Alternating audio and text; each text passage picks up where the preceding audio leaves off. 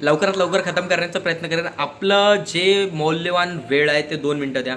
निवडणुकीमध्ये मोठ्या मोठ्या पार्ट्या रात्री 2-2, 3-3 वाजेपर्यंत 2,000-500 सगळ्याकडे पैसे वाटप चालू, कुठे मारामारी होतात, कोण बाई सऱ्याम रस्त्यावर पैसे उडवतोय, 500-500 असे देतोय, तरी त्याचा जो उमेदवार आहे त्याचा अर्ज बाद होत नाही. सरकारला माहिती आहे कोण पैसा वाटतोय, पोलीस प्रशासनाला माहिती आहे कोण पैसा वाटतोय, तरी त्यांच्यावर कारवाई नाही. बॅनर कुठे पण लावले जातात, पोलवरती, लाईटच्या पोलवरती, कुठेच प्रशासनाच्या गोष्टी मान्य केलेल्या जात नाही आहेत. भाई प्रचाराला पण तुम्ही बघाल ना, असं एवढं घाण प्रकारे सगळ्या गोष्टी झाल्या.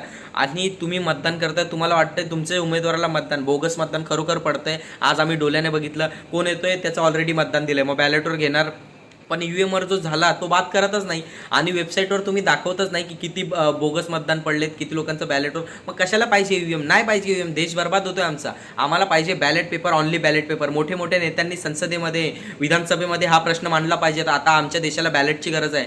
ऑलरेडी जे मोठे मोठे देश आहेत त्यांनी 2-2 महिने निवडणुकी घेतात, बॅलेट पेपरवर घेतात. आता कुठेतरी भारत देश हा आमचा सुधारला पाहिजे. लोकशाहीला धक्का बसतोय, लोकशाहीचा ना गळा चेपला जातोय.